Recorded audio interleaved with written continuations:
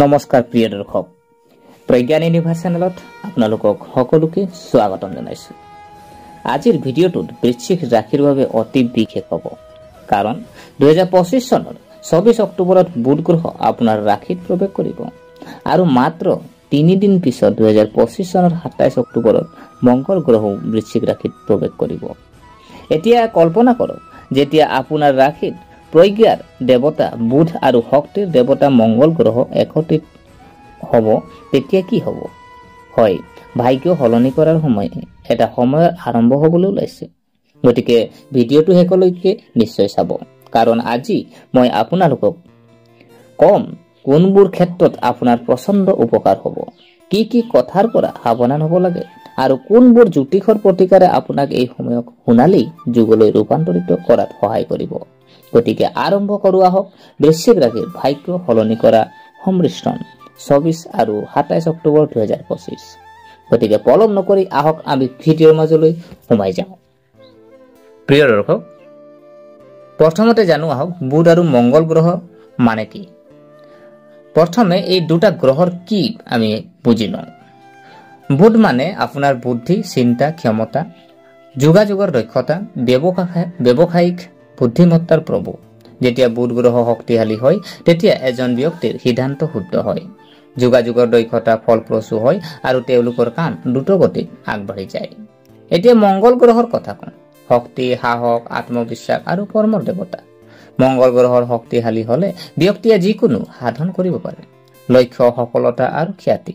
এতিয়া কল্পনা কৰকচোন, যেতিয়া বুধ আৰু মংগল গ্ৰহ একেটা ৰাশিত একেলগে আহিব, বৃদ্ধি আৰু শক্তি দুয়োটাই একেলগে কাম কৰিবলৈ আৰম্ভ কৰে।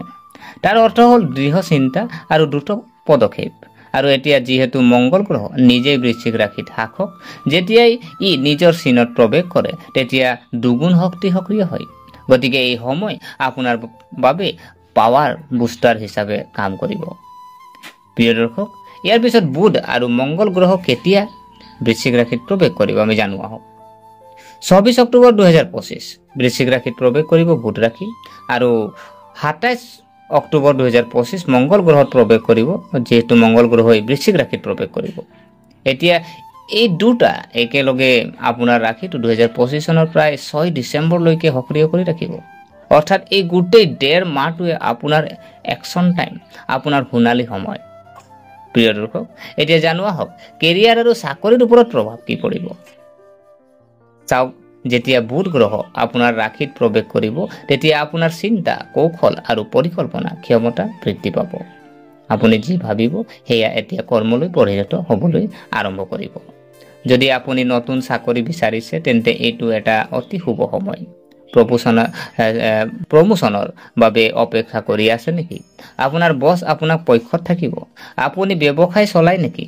নতুন চুক্তি আৰু অংশীদাৰিত্ব লাভজনক হ'ব। আৰু যেতিয়া 27 অক্টোবৰ 2019 মংগল গ্ৰহ আহিব, এই সকলোবোৰ পৰিকল্পনাই গতি লাভ কৰিব। আপুনি এতিয়াই কৰক বুলি অনুভৱ কৰিব। কেইবামাহো ধৰি বাকী থকা কামবোৰ এতিয়া সম্পূৰ্ণ হ'বলৈ আৰম্ভ কৰিব। আৰু বিশেষকৈ মংগল গ্ৰহৰ আগমনৰ লগে লগে আপোনাৰ নেতৃত্ব গুণ বহুখিনি উন্নত হ'ব। আপুনি আপোনাৰ দলটো পৰিচালনা কৰিব পাৰিব, সিদ্ধান্ত ল'ব পাৰিব আৰু মানুহে আপোনাৰ কথা শুনিব। অৰ্থাৎ 27 অক্টোবৰৰ পৰা ডিচেম্বৰৰ আৰম্ভণিলৈকে সময়ছোৱা কেৰিয়াৰ বৃদ্ধিৰ বাবে সৰ্বোত্তম হ'ব। প্ৰিয় দৰ্শক, এতিয়া জানো আহক ধন লাভ আৰু আৰ্থিক পৰিস্থিতি। এতিয়া টকাৰ কথা কওঁ। এই সময় বৃশ্চিক ৰাশিৰ বাবে আৰ্থিকভাৱে ভাগ্যৱান হ'ব। বুধ গ্ৰহৰ প্ৰৱেশ আপোনাক পৰিকল্পনা আৰু সঞ্চয় শিকাব। আনহাতে মংগল গ্ৰহৰ প্ৰৱেশ আপোনাক ক্ৰিয়া আৰু উপাৰ্জন শিকাব। খোল খাব উপাৰ্জনৰ নতুন উৎস। পুৰণি আবদ্ধ টকা উদ্ধাৰ হ'ব পাৰে। বিনিয়োগত হঠাৎ লাভৰ সম্ভাৱনা আছে।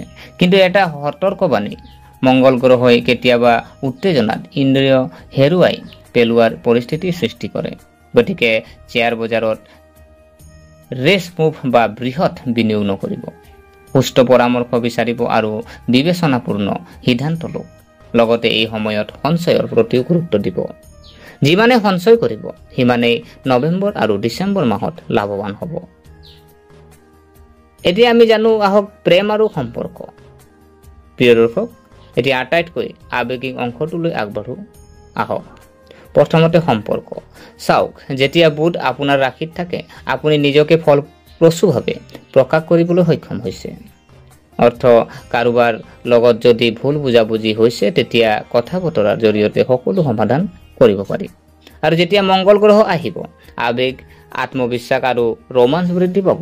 এই সময় সংগীৰ সৈতে সম্পৰ্ক মজবুত কৰাৰ সময়। যদি আপুনি অবিবাহিত তেন্তে আপুনি হয়তো নতুন সম্পৰ্ক আৰম্ভ কৰিব। পুৰণি সম্পৰ্কই নতুন সতেজতা বিচাৰি পাব। পৰিয়ালৰ লগত মতানৈক্যৰ অন্ত পৰিব। কিন্তু মনত ৰাখিব, মংগল গ্ৰহই সামান্য ক্ৰোধিত হয়, যিহেতু ক্ৰোধিত গ্ৰহ, গতিকে নিজৰ বাক্য আৰু খং নিয়ন্ত্ৰণ কৰক। সৰু সৰু কথাক লৈ তৰ্ক বৃদ্ধি নকৰিব। প্ৰিয় দৰ্শক, ইয়াৰ পিছত আমি জানো আহক স্বাস্থ্য আৰু মনোবল। মংগল গ্ৰহ যেতিয়া নিজৰ ৰাশিত প্ৰৱেশ কৰে ই শাৰীৰিক প্ৰচণ্ড শক্তিৰে ভৰাই তোলে। কামৰ প্ৰতি আপোনাৰ উৎসাহ বাঢ়িব, কিন্তু অত্যধিক কাম বা খঙে আপোনাক ভাগৰুৱা কৰিব পাৰে। গতিকে নিজৰ শৰীৰৰ যত্ন লওক। নিয়মিতভাৱে যোগ অভ্যাস কৰক। প্ৰচুৰ পৰিমাণে পানী খাব লাগে। মংগলবাৰ আৰু বুধবাৰে উপবাস বা লঘু আহাৰ গ্ৰহণ কৰক। আৰু আটাইতকৈ ডাঙৰ কথা কি জানেনে? খঙৰ পৰা আঁতৰি থাকক। নৱেম্বৰ 2025 আপোনাৰ স্বাস্থ্য ভাল হ'ব, কিন্তু ডিচেম্বৰ মাহৰ ওচৰ চাপি অহাৰ লগে লগে টোপনি আৰু মানসিক চাপৰ যত্ন লোৱাটো গুৰুত্বপূৰ্ণ হ'ব। প্ৰিয় দৰ্শক, আমি জানো যে আপুনি কি কৰিব, কিটো প্ৰতিকাৰ কৰিব বা কি মন্ত্ৰ আপুনি কৰিব যিটো আপোনাৰ কাৰণে শুভ হ'ব। এতিয়া এই শুভ সময়ক আৰু অধিক ফলপ্ৰসূ কৰি তোলাৰ উপায় আমি জানো আহক। বুধৰ বাবে প্ৰতি বুধবাৰে সেউজীয়া বুট দালি আপুনি যিহেতু বুট দালি আপুনি দান কৰিব পাৰে। ভগৱান গণেশক পূজা কৰক। ওম বুধাই নম মন্ত্ৰ আপুনি 108 বাৰ জপ কৰক। মংগল গ্ৰহৰ বাবে মংগলবাৰে ভগৱান হনুমানক ৰঙা ফুল আৰু সেন্দুৰ অৰ্পণ কৰক। ওম মংগলাই নম মন্ত্ৰ আপুনি 108 বাৰ জপ কৰক। মংগলবাৰে ৰঙা কাপোৰ পিন্ধিব আৰু মচুৰ দাইল দান কৰিব। ইচ্ছা কৰিলে মংগলবাৰ আৰু বুধবাৰেও যৌথ পূজা কৰিব পাৰে। ইয়াৰ দ্বাৰা বুধ আৰু মংগল দুয়োকে সন্তুষ্ট হ'ব আৰু আপোনাৰ ৰাশিফলত শক্তি, প্ৰজ্ঞা আৰু সফলতাৰ ভাৰসাম্য সৃষ্টি কৰিব। প্ৰিয় দৰ্শক, ইয়াৰ পিছত আমি আধ্যাত্মিক দৃষ্টিভংগী। আমি যদি আধ্যাত্মিক দৃষ্টিভংগীৰ কথা যদি কওঁ, এতিয়া ধৰি লওক এইটো বৃশ্চিক ৰাশিৰ বাবে আভ্যন্তৰীণ ৰূপান্তৰৰ সময়। আপোনাৰ ভিতৰৰ পুতি থোৱা পুৰণি কথা, কষ্ট বা ভয় ক্ৰমান্বয়ে নোহোৱা হৈ যাব। আপুনি অনুভৱ কৰিব যে নিজকে নতুন দিশত আগবাঢ়িছে। আপোনাৰ ভিতৰৰ আধৰুৱা হৈ থকা কামখিনি সম্পূৰ্ণ কৰিবলৈ প্ৰেৰণা পাব। বুজা হৈ পৰা সম্পৰ্কবোৰৰ পৰা আপুনি মুক্ত হ'ব আৰু ম্লান যেন লগা বাটটো এতিয়া স্পষ্ট হৈ পৰিব। এইটোৱে হৈছে পুনৰ্জন্মৰ সময়, অৰ্থাৎ আধ্যাত্মিকভাৱে পুনৰ জন্ম লোৱা। ধ্যান, প্ৰাৰ্থনা আৰু মৌন অনুশীলনৰ জৰিয়তে আপুনি এই শক্তিক আৰু অধিক বৃদ্ধি কৰিব পাৰে।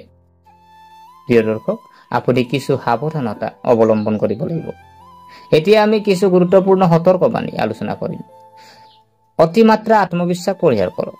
মংগল গ্ৰহৰ আপোনাক বহুত শক্তি দিব, কিন্তু মই ঠিকেই কৈছো, মনোভাৱ ক্ষতিকাৰক হ'ব পাৰে। তৰ্ক বা সংঘাতৰ পৰা আঁতৰি থাকক।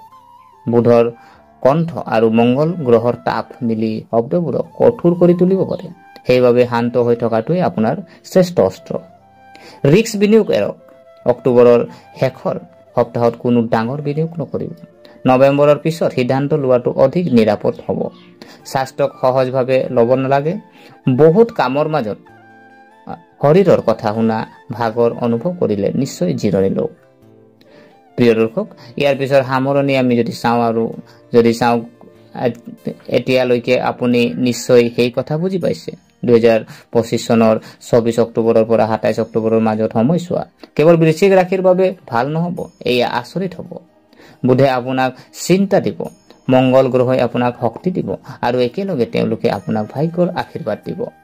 এই সময় কাৰ্য আপুনি যি পৰিকল্পনা কৰিছে এতিয়া সেইটো সম্ভৱ কৰক। আপোনাৰ জীৱনৰ দিশ সলনি কৰাৰ সময় আহি পৰিছে। মাত্ৰ আপোনাৰ শক্তি সঠিক ঠাইত ৰাখিব লাগিব। আৰু মনত ৰাখিব, যি ব্যক্তিয়ে নিজকে সলনি কৰে তেওঁৰ ভাগ্য স্বয়ংক্ৰিয়ভাৱে সলনি হয়। গতিকে প্ৰিয় দৰ্শক, যদি আপুনি এই পৰিৱৰ্তন অনুভৱ কৰি আহিছে বা অনুভৱ কৰিছে, তাৰ পিছত কমেণ্টত নিশ্চয় লিখিব, মোৰ নতুন ভাগ্যৰ বাবে সাজু। ভিডিঅ'টো ভাল লাগিলে লাইক কৰিব, আপোনাৰ বন্ধু বান্ধৱীৰ সৈতে শ্বেয়াৰ কৰক আৰু চেনেলটো যদিহে ছাবস্ক্ৰাইব কৰা নাই অনুগ্ৰহ কৰি এনে ধৰণৰ জ্যোতিষৰ আপডেট লাভ কৰিবৰ কাৰণে চেনেলটো ছাবস্ক্ৰাইব কৰি ল'ব। জয় শ্ৰী গণেশ, জয় মংগলদেৱ আৰু আগন্তুক সময় আপোনালোকৰ বাবে শুভ, ধন্য, সফলতাৰে পৰিপূৰ্ণ হওক। ধন্যবাদ।